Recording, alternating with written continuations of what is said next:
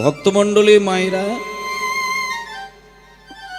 এই যে ছোট্ট ছেলেটার কথা দিয়ে আজকে আপনাদের কাছে কীর্তন শুরু করলাম। এই ঘটনার মধ্য দিয়ে আমাদের দৃষ্টান্তটা দেখতে হবে, সিদ্ধান্তটা গ্রহণ করতে হবে।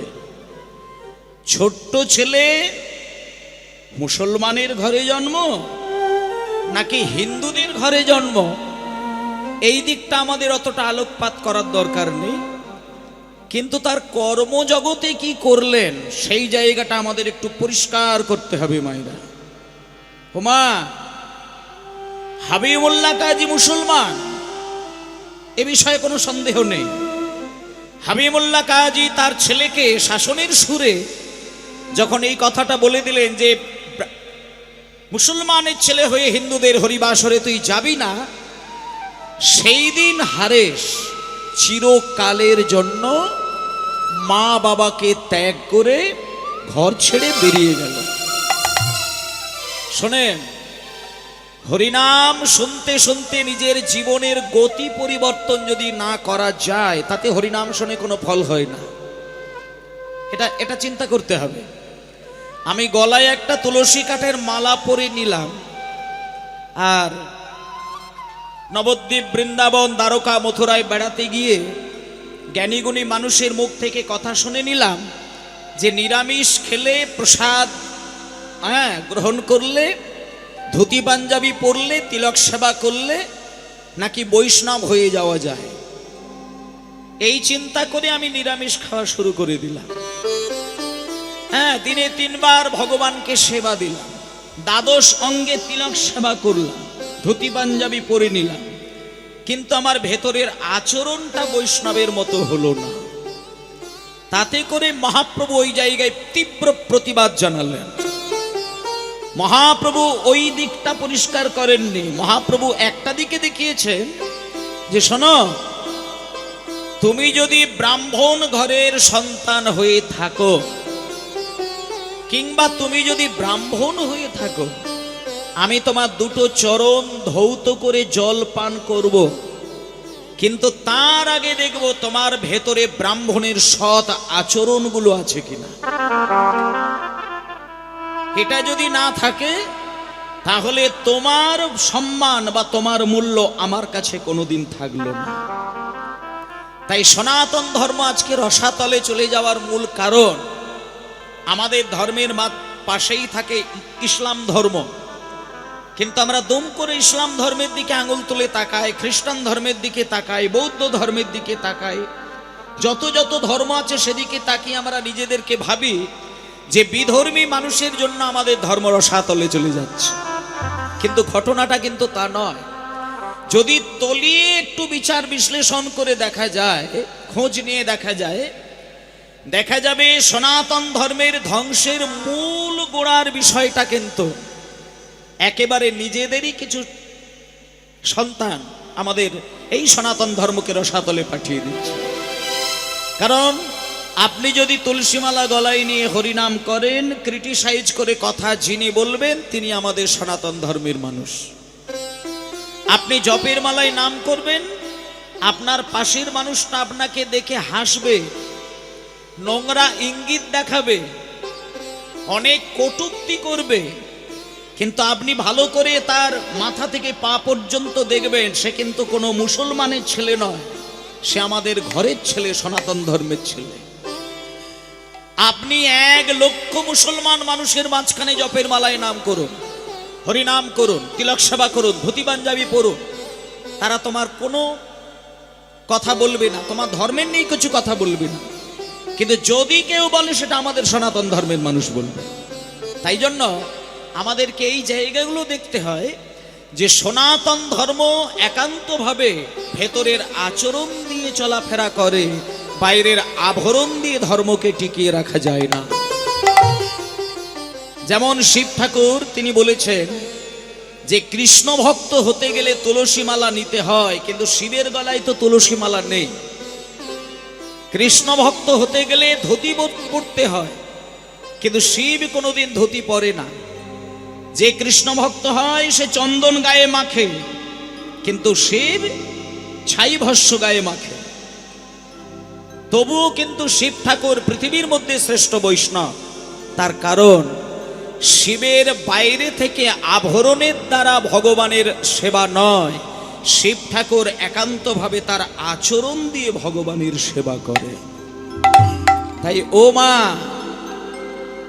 তুমি যখন ভগবানের নাম করবে, ভগবানের জপ করবে বা ভগবানকে তোমার সঙ্গী বলে মনে করবে, তাহলে তোমার বাইরে থেকে আভরণ দিয়ে তার সেবা করার প্রয়োজন নেই। একান্তভাবে অন্তর মাঝে নিজের মন্দির তৈরি করে সেইখানে যদি ভগবানকে দাঁড় করিয়ে রেখে নিত্যদিন নামের দ্বারা নয়নের জল দিয়ে যদি তার সেবা করা যায়, ভগবান সব থেকে তার প্রতি বেশি খুশি হয়। তুমি থালায় ডালা সাজিয়ে সন্দেশ রসগোল্লা দিয়ে ভগবানকে সেবা দেবে, ভগবান ওগুলো খায় না। ভগবান যেটা খাবার জন্য, যেটা পাবার জন্য, যেটা দেখার জন্য ব্যাকুল হয়ে মন্দিরে বসে থাকে, ভক্তের জন্য কাঁদেন, সেটা হলো ভক্তের দুই নয়ন দিয়ে দুবিন্দু অশ্রু, যেটা আমরা পারি না। আজকেই ছোট্ট ছেলে যিনি ভগবানকে ডাকার জন্য মুসলমানের ঘরে প্রতিপালিত হওয়া সত্ত্বেও রাত জেগে জেগে হরিনাম শুনেছেন, এই খবর যখন বাবার কাছে যায়, বাবা যখন তাকে অন্যরকম সুরে কিছু বলেন, চিরকালের জন্য গৃহত্যাগী হয়ে যায়। কেন? কারণ সে প্রতিজ্ঞা করেছে যে ভগবানের নাম প্রেমে নিজেকে ডুবিয়ে দিতে গেলে, তাতে যদি সংসার ত্যাগ করতে হয়, আমি হাসি মুখে সংসার ছেড়ে দিলাম। তাই মা, যেদিনকে ছেলেটা বেরিয়ে গেল সংসার ছেড়ে, ছোট্ট বালক, 5 বছর বয়স, গভীর জঙ্গল পথে যেতে যেতে হঠাৎ দেখতে পেলেন অদ্বৈত ঠাকুরকে।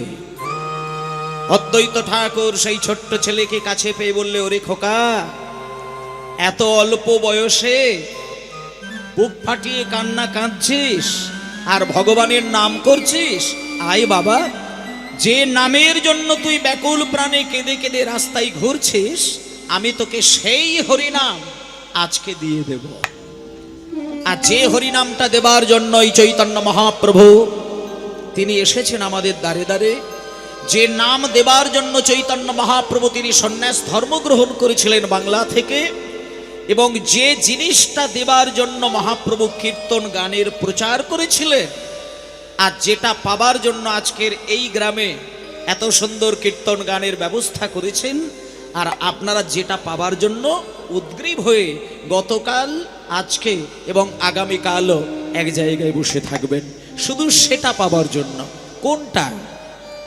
যেটা টাকা দিয়ে কেনা যায় না, যেটা গায়ের জোর থাকলে দখল করা যায় না, যেটা কারোর কাছ থেকে চুরি করে নেওয়া যায় না, আর যে জিনিসটা ভাগাভাগি করে নেওয়া যায় না, আর যে জিনিসটা কারোর থেকে নিলে পরে তার কমেও যায় না, আজকে সেই সম্পদ পাবার জন্য বসে আছি। অদ্বৈত ঠাকুর বললেন, ওরে খোকা, আমি তোকে যে জিনিসটা দেব সেটা আমার একান্ত প্রাণের সুধা। আয় আমার বুকিয়া, আমি তোকে দিয়ে দিলাম সেই মধুর কৃষ্ণ নাম, প্রাণের কৃষ্ণ নাম। হরে কৃষ্ণ হরে কৃষ্ণ, কৃষ্ণ কৃষ্ণ হরে হরে, হরে রাম রাম রাম হরে হরে। যারা কৃষ্ণ মন্ত্রে দীক্ষিত আছেন আজকে এই হরিবাসরে, তাদের ক্ষেত্রে একটা কথা বলবো, আপনারা অনেক মন্ত্র বলেন, কিন্তু এমন একটি মন্ত্র যেটা না বললে আপনার কৃষ্ণ মন্ত্র সফল হলো না। যারা এখানে কৃষ্ণ মন্ত্রে দীক্ষিত ব্যক্তি আছেন তারা এগুলো জানেন। পঞ্চাক্ষরীয় বীজ মন্ত্র যদি কেউ জিহ্বায় উচ্চারণ না করে, সেটা তার বীজ মন্ত্র হলো না, এবং সেটা সঠিক মন্ত্র সে পেল না। আমি আপনাদের একটুখানি ছোঁয়া দিয়ে যাই। কয়ে লয়ে দীর্ঘি চন্দ্রবিন্দু অনুষ্কার, এই যে 5টি বর্ণের মিলিত একটা বর্ণ, এই বর্ণটা ভগবান শ্রীকৃষ্ণের বাঁশির মধ্য দিয়ে এসেছিলেন। জাগো কলং বামাদৃশং মনোহরং কয়লয়ে দীর্ঘি চন্দ্রবিন্দু অনুসার, যেটা ভগবান কৃষ্ণের একান্ত নাভি থেকে বাঁশির সুর হয়ে আমাদের এই পৃথিবীতে ছড়িয়ে গিয়েছিল, যেটা মন্ত্রের মাধ্যম দিয়ে আমরা সবাই হৃদয় মাঝে পেয়েছি। যারা যারা কৃষ্ণ মন্ত্রে দীক্ষিত তারা একটু হাত তুলবে। বাহ, ঠিক আছে। যারা সঠিক কৃষ্ণ মন্ত্র পেয়েছে তাদের কাছে কিন্তু এই মন্ত্রটা আছেই আছে, থাকবেই থাকবে। এই তো আপনারা দীক্ষা নিয়েছেন, বলার দরকার নেই, কিন্তু কয়লয়ে দীর্ঘি চন্দ্রবিন্দু পুরস্কার এইটা থাকবেই থাকবে। আর যদি না থাকে তাহলে জানবেন আপনি এখনো সঠিক কৃষ্ণ মন্ত্র পাননি। আপনাকে আরো একটা গুরু ধরতে হবে, ধরে এই মন্ত্র নিতে হবে। কারণ এই মন্ত্রটা ছেলে মানুষই করার মন্ত্র নয়, এটা ভগবান শ্রীকৃষ্ণের ভেতর থেকে বেরিয়ে এসেছিল। গুরু পরম্পরায় সেটা আজকে আমরা পেয়েছি। এবং সেই সাথে আজকে অদ্বৈত ঠাকুর আরেকটি মন্ত্র দিলেন, যে মন্ত্রটির নাম হলো মহামন্ত্র।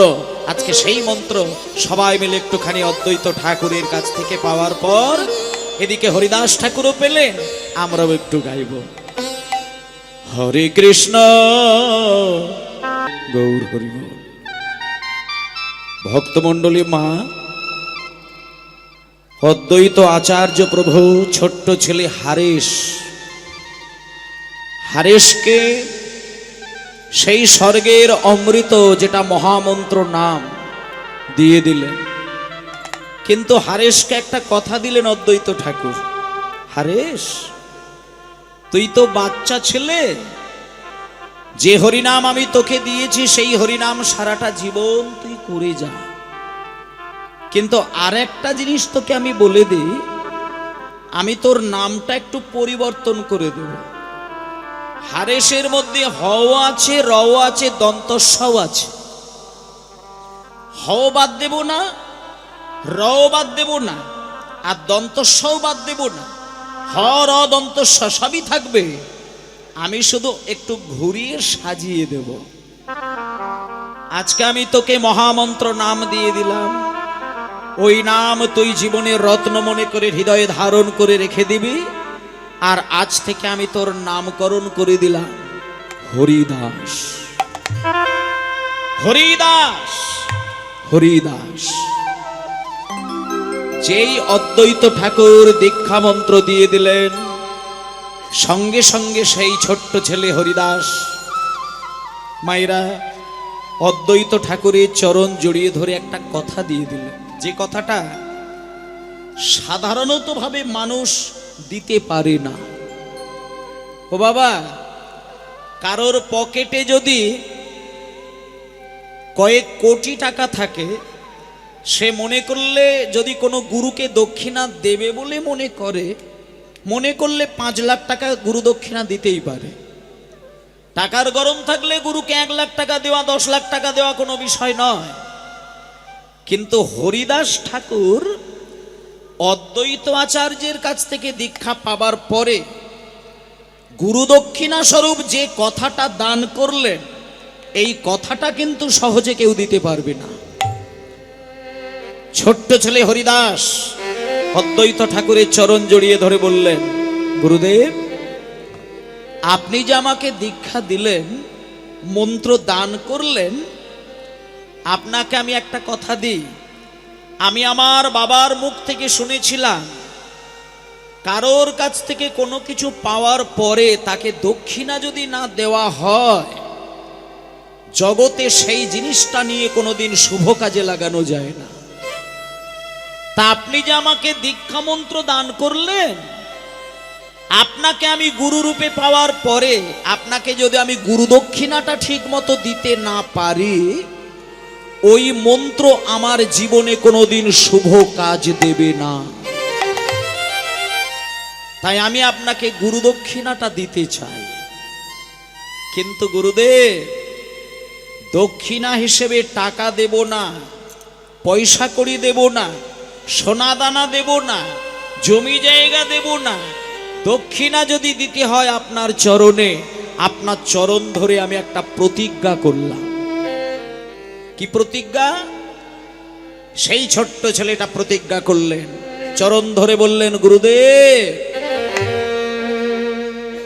আমি আজকে থেকে কথা দিয়ে দিলাম, আমি যতদিন পৃথিবীতে বেঁচে থাকব আপনার দেওয়া এই মন্ত্র প্রতি মাসে 1 কোটি করে জপ করে যাব। এইবার বাবা খেয়াল করে দেখবেন, 1 কোটি নাম যদি 1 মাসের মধ্যে হয়, তাহলে এক এক দিনে কত করে নাম ভাগে পড়ে? 1 কোটি নাম 1 মাসের মধ্যে তিনি করবেন, তাহলে এক এক দিনে কত করে নাম হচ্ছে? 1 কোটিকে 30 দিয়ে ভাগ করলে দেখা যায় 3,33,333.33 হয়ে যাবে। মানে সোজা বাংলায় যদি হিসাব করে বলা যায় 3,33,000-এর বেশি নাম হরিদাস ঠাকুর প্রত্যেক দিন করতেন। আর আমরা রোজ কতবার নাম করি? আমরা সকালবেলা একবার নাম করব, দুপুরবেলায় নাম করব, আর সন্ধ্যাবেলায় নাম করব। এই 3টে টাইমে যদি নাম করার সময় বার করতে চাই, তা সেটাই আমাদের কুলায় না। সকাল থেকে উঠে স্বামী সেবা করা, সকাল থেকে উঠে ছেলে মেয়েদের স্কুলে পাঠানো, তাকে খাবার তৈরি করে খাইয়ে দেওয়া, আবার সংসারের কাজকর্ম করা, বিকেলবেলা ঝাঁট দেওয়া, নাতা দেওয়া, নানান কিছু করতে গিয়ে জীবনটা ব্যতিব্যস্ত হয়ে যায়। কিন্তু আমি মায়েদেরকে একটা কথা বলি, হরিদাস ঠাকুর প্রত্যেক দিন 3 লক্ষ বার নাম করতেন। তার মূল কারণ হচ্ছে 3টে জিনিসকে জয় করার জন্য। 1 লক্ষ নামে তিনি নামকে জয় করেছিলেন, 2 লক্ষ নামে তিনি কামকে জয় করেছিলেন, আর 3 লক্ষ নামে তিনি মৃত্যুকে জয় করেছিলেন।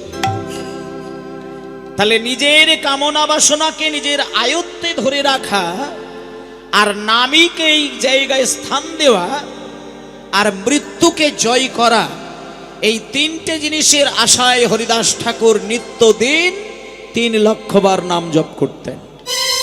তা আমি আপনাদেরকে এতটা বলবো না, অন্ততপক্ষে সকালবেলায়, দুপুরবেলায়, সন্ধ্যাবেলায় সময় যদি পান, 3টে টাইম অন্তত 5টা মিনিট করে ভগবানের উদ্দেশ্যে সময় দেবেন। বিশেষ করে যারা মায়েরা রয়েছেন তাদেরকে আমি বলবো, যখন ভোরবেলা অন্তত 4টে থেকে 4:30 বেজে গেল, তখন বিছানাটা একটু ত্যাগ করার চেষ্টা করবেন। 4:30 বাজার সাথে সাথে যদি ঘুমটাকে ভাঙিয়ে দিয়ে বিছানা ত্যাগ করে যদি সোজা হয়ে বসে ভগবানের উদ্দেশ্যে 5টা মিনিট আপনি সময় ব্যয় করেন, তাতে হয়তো আপনার গাড়ি হবে না, বাড়ি হবে না, সোনাদানা হবে না, ছেলের চাকরি হবে না, মেয়ের বিয়ে হবে না, এগুলোর জন্য যে ভগবানকে ডাকা তা নয়, কিন্তু একটা জিনিস কিন্তু হয়ে যায়, ভগবান যদি কারোর সংসারে দৃষ্টি দেয়, সেই সংসারে সুখের পাহাড় না থাকলেও শান্তির অভাব কোনোদিন হয় না। আর যে পরিবারে, যে সংসারে, যার জীবনে শান্তি রয়েছে, সেখানে টাকা পয়সা না থাকলেও কিছু এসে যায় না। আমাকে 10 তলা বাড়ি বানাতেই হবে, গাড়ি চড়তেই হবে, সোনাদানা কিনতেই হবে, এমন কোনো মানে নেই।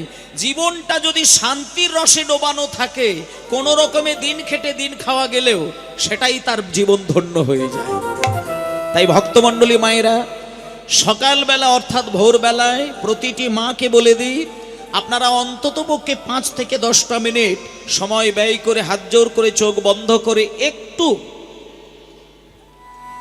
ভজ গৌরাঙ্গ নিতাই গৌর হরিবোল, গৌর হরিবোল, গৌর হরিবোল। আস্তে আজকে মায়েদের জন্য একটা মন্ত্র বলা যায়, যারা মায়েরা রয়েছেন, কারণ সাধারণতভাবে সংসারের লক্ষ্মী যাদেরকে ধরা হয়, লক্ষ্মী অর্থে তো আমরা পুরুষ মানুষকে ধরি না। কোনো বাড়ির কর্তা স্বামীকে কি বলা হয় সংসারের লক্ষ্মী? বলা হচ্ছে নারীকে। নারীদেরকে কেন লক্ষ্মী ধরা হয়? তার কারণটি হলো এটাই, পুরুষ মানুষ অর্থ উপার্জনের জন্য সকাল থেকে সন্ধ্যা পর্যন্ত পাগল হয়ে ছুটে বেড়ায়, আর তিনি অর্থ এসে সংসারে ঢেলে দেন। সংসারটাকে সুন্দর করে সাজানোর দায়িত্ব থাকে ওই বাড়ির মায়েদের। আর মায়েরা যদি অর্থটাকে নিয়ে সমস্ত দিকে যদি লক্ষ্য করে সাজিয়ে গুছিয়ে তুলতে পারে, কেবলমাত্র সেই মা জননীকেই লক্ষ্মী বলা হবে। মানে যে মায়ের লক্ষ্য শুদ্ধ, যে মা লক্ষ্য করে চারিদিক দিয়ে সংসারকে সাজানোর ক্ষমতা রাখে, কেবল সেই মাকেই লক্ষ্মী বলা হবে। কিন্তু কোনো মেয়ে বিয়ে হয়ে এসে শাশুড়ি মাকে নাকে দড়ি দিয়ে খাটায় আর নাক ডেকে ডেকে যদি বৌমা ঘুমায়, ওই মা জননী ওই বৌমা কোনোদিন কিন্তু পরিবারের লক্ষ্মী হতে পারবে না। কারণ একজন নারীর কিছু কিছু আচরণ স্বভাব থাকবে, যার দ্বারা সংসারের কিছু ভালো মঙ্গল এগুলো কিন্তু নির্ভর করবে। মনে করুন কোনো বাড়ির স্বামী, মায়েরা, স্বামী হয়তো রোজগারও করে, আবার মদ খেয়েও ঘরে আসে, রোজগার করে, মাস গেলে 2 লাখ টাকা রোজগার করে, কিন্তু স্বামীর একটা স্বভাব খারাপ আছে, প্রত্যেক দিন সন্ধ্যাবেলা মদ খেয়ে কে ঘরে ঢোকে। 2 লক্ষ টাকা রোজগার করবে, নিত্যদিন সন্ধ্যাবেলায় মদ খেয়ে ঘরে ঢুকবে। খেয়াল করে দেখবেন, তাতে খুব বেশি সংসারে কিন্তু এসে যাবে না। কিন্তু স্বামী মদ খাচ্ছে দেখে যদি কোনো স্ত্রী মনে করে যে স্বামী যদি আমার মদ খায়, এবার আমিও নিত্যদিন সন্ধ্যাবেলা মদ খাবো, এটা দেখে যদি কোনো বাড়ির গিন্নি মদ খাওয়া শুরু করে, তখনই দেখবেন ওই সংসারে কি মা লক্ষ্মী চিরকালের মতো দূর হয়ে যাবে। কারণ লক্ষ্মী যদি একবার সংসার থেকে তার চরণকে সরিয়ে নেয়, ওই সংসারে 2 লাখ টাকা কেন 2 কোটি টাকাও যদি রোজগার হয়ে ঘরে ঢোকে, ওই সংসার কোনোদিন সুখের হবে না।